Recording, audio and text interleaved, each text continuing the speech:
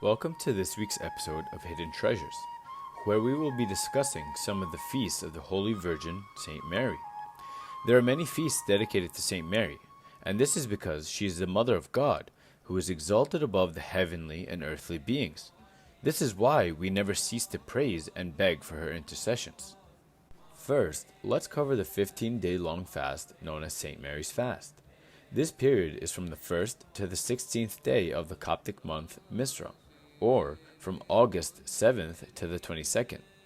And on the last day, we celebrate the Assumption of her holy body, which was carried by the angels into heaven.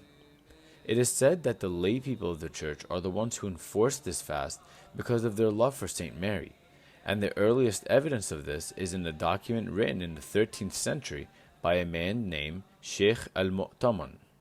The next feast we'll discuss is the Annunciation of the birth of Saint Mary. This feast is celebrated on the 7th day of Misra.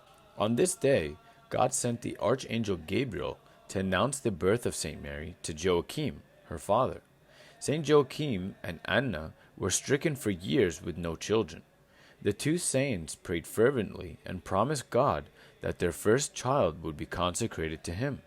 The following celebration is the birth of Saint Mary in the city of Nazareth, which is celebrated on the 1st of the Coptic month Bashans, or May 9th. During the annunciation of her birth, the angel Gabriel said to Joachim, "The Lord will give you offspring through whom salvation comes to the world." Next, we have the celebration of the entrance of Saint Mary into the temple, which is celebrated on the 3rd of Kiahk, or December 13th. This is the day that Joachim and Anna promised to God for the birth of their first child, that they would fully dedicate her to the holy temple. Saint Mary was brought into the temple when she was only 3 years old, and remained there for 12 years, until she became too old to stay there with the other virgins. At that point, the elders came together and decided that they must entrust her to a man who would take care of her. This was later chosen to be Saint Joseph the Carpenter.